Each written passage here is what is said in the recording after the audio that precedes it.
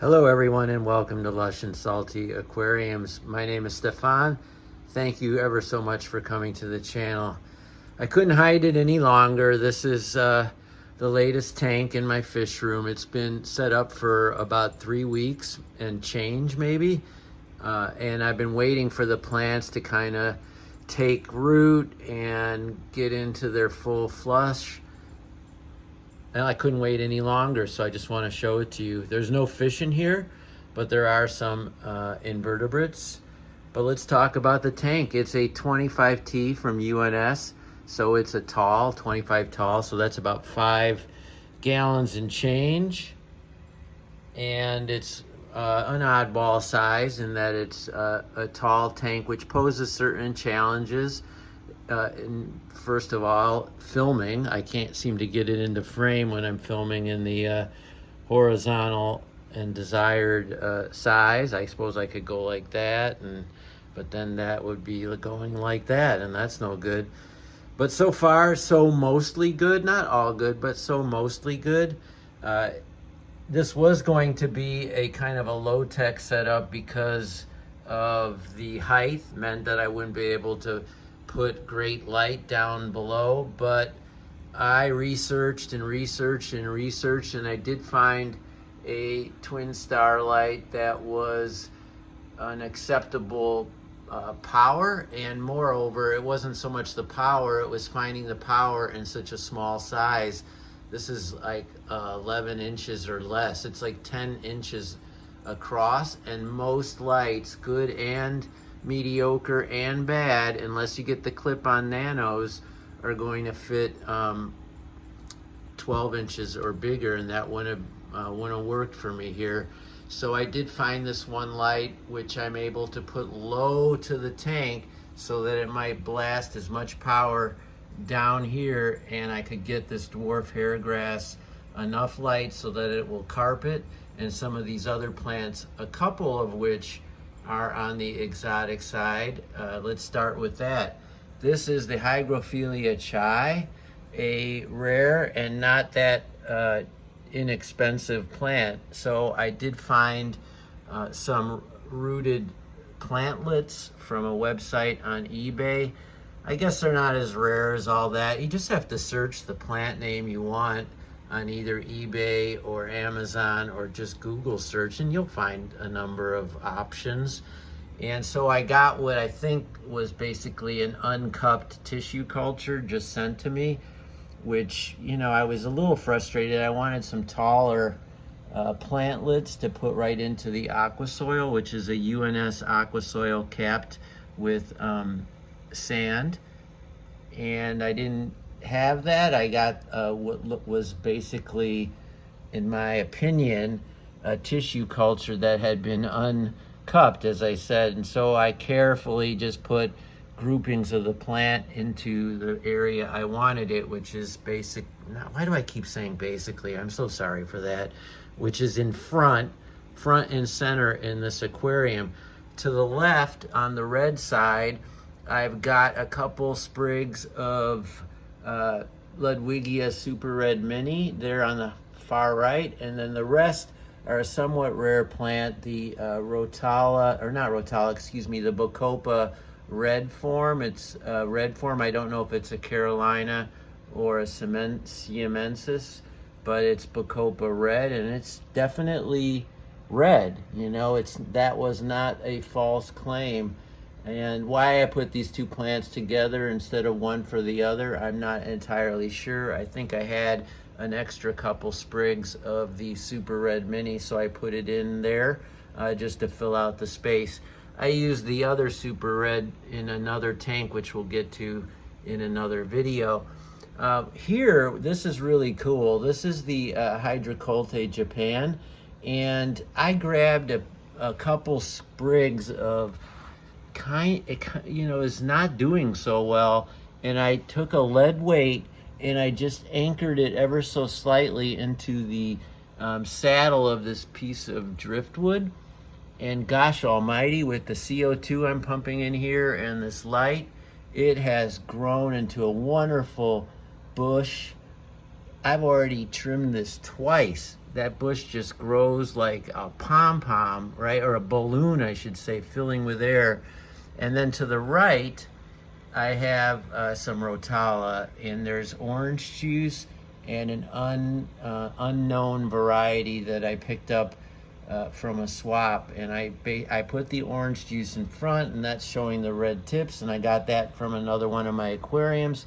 And then the greener rotala is in the back. So I'm not entirely sure how I'll play any of these plants out, really. I'm going to keep trimming this Hydrocolta Japan or Japan clover because I like the effect it has there, but I don't want it to get any bigger than that. And I do love having red there and pink here. And yeah, I went to a high-tech setup. I'm pumping in CO2 using the UNS system, the UNS Mini, which is my favorite regulator for those of you out there keeping score. It's attractively priced, competitively priced, easy to use, and very reliable. I have it over the UNS paintball-sized cylinder. You can use your own cylinder, of course. And I'm putting in a pretty good amount of CO2, especially since I don't have any fish in here. I'm not worried about going a little over. I suppose the shrimp would suffer, but I actually only put those in recently, and so far so good on all counts.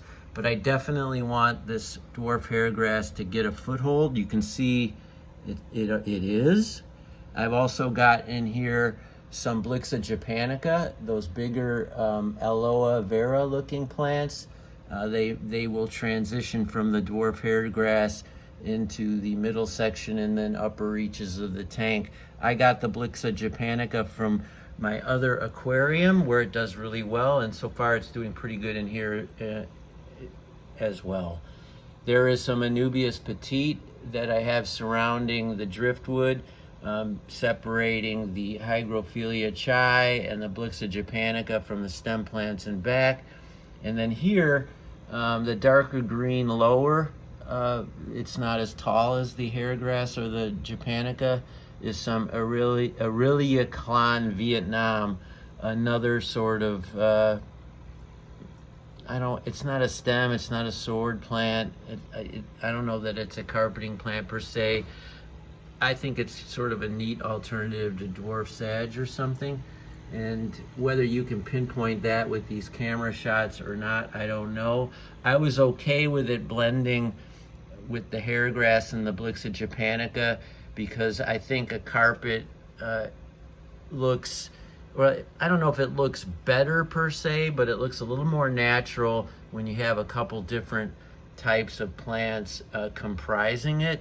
That, and if one of them doesn't do well, the other one will take over. So if you have 2 or 3 comprising your hero carpet and one of them fails, well, the other 2 can just take its place.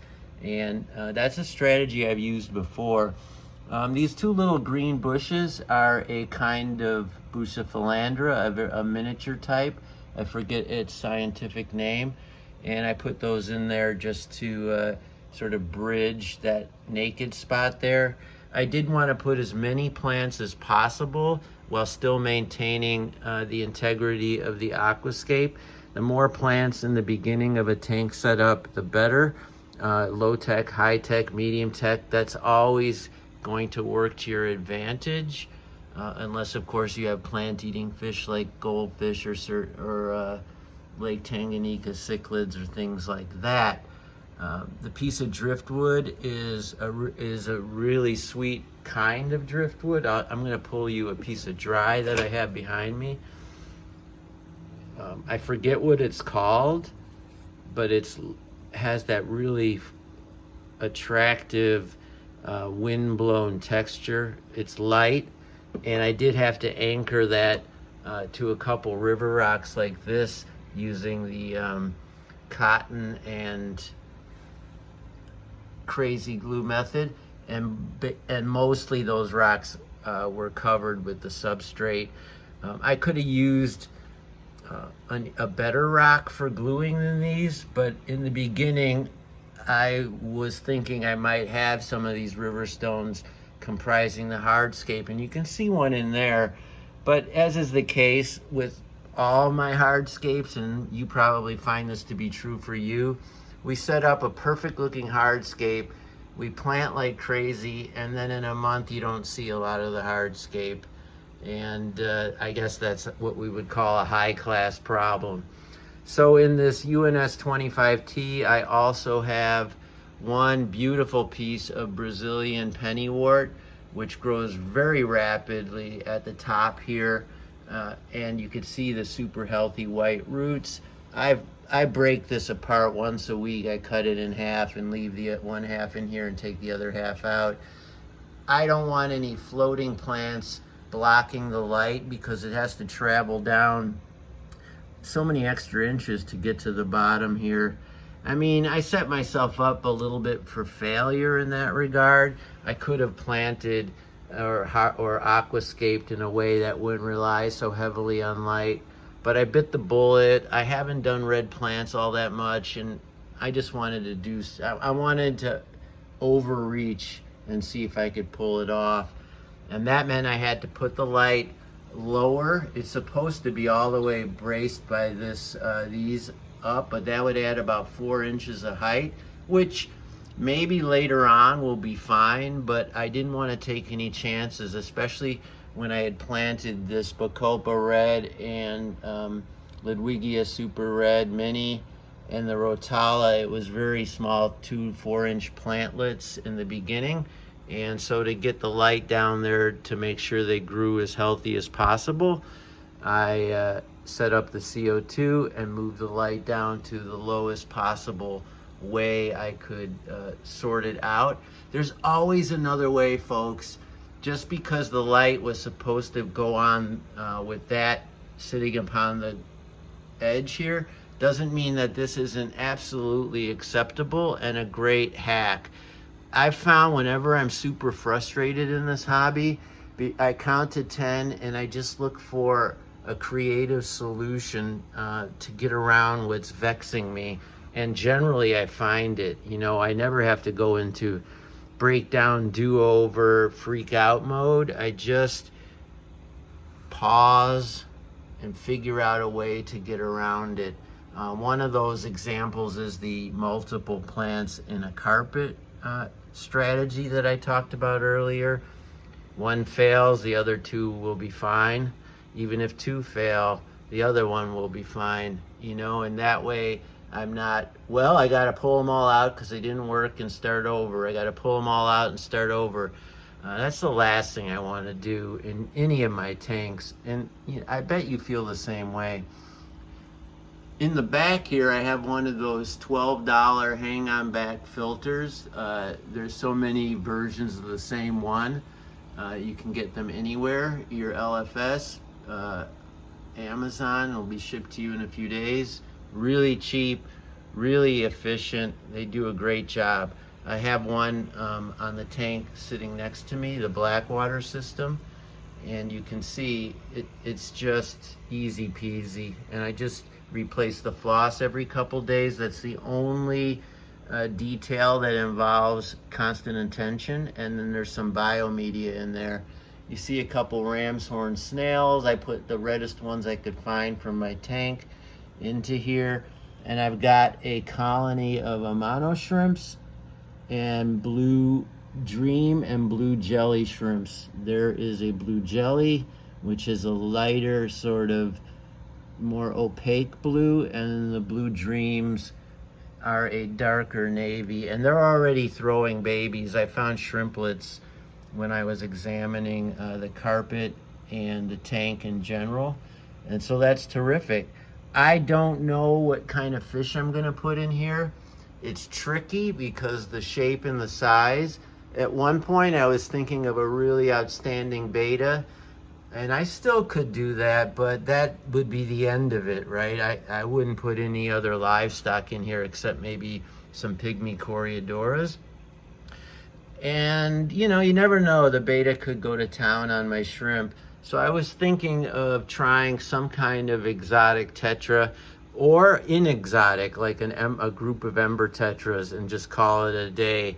I mean, they're not popular for nothing. They're beautiful, they're cheap, you can get a bunch of them in a small space, and they're hardy. You know, why would I try to do something different when I can have such a wonderful effect doing that? But I'm still thinking about it. There's a gorgeous nearite snail. Look at that. I think that's what they call a batik. The batik nearite, because it is reminiscent of that pattern, sort of like a fabric. That's a terrible shot, but look at that. Oh my gosh, isn't that beautiful? He just let that rotala piece go, and there's an amano shrimp. They're big, they're doing a great job. I don't have a significant algae problem, just some powder algae here and there, and the shrimps have done what they do in terms of managing that. So there's the first peek, folks. I'm guilty of multiple tank syndrome, or MTS, but I will say that I did not have to take a space that hadn't been used by fish equipment before. This spot on the lower rack is where I raise brine shrimp, and I turn the air bubbler off so it wouldn't interfere with the noise, but that's where I do that. And to the left I have the black water system, and I even have another little tank over there. But here I had some storage stuff, and I was able to creatively allocate space so that this space allowed me to have this really beautiful, cool tank. And what do you think I should put in it? I'm genuinely having the internal debate, spending way too much time, which I enjoy doing, researching different fish or ideas for this aquarium. I told you a couple of them, and I know there's others out there who have a different and really cool idea I haven't thought of, so let me know what it is. All right, everybody, as always, keep your hands in the tank. You know I will. Ciao for now.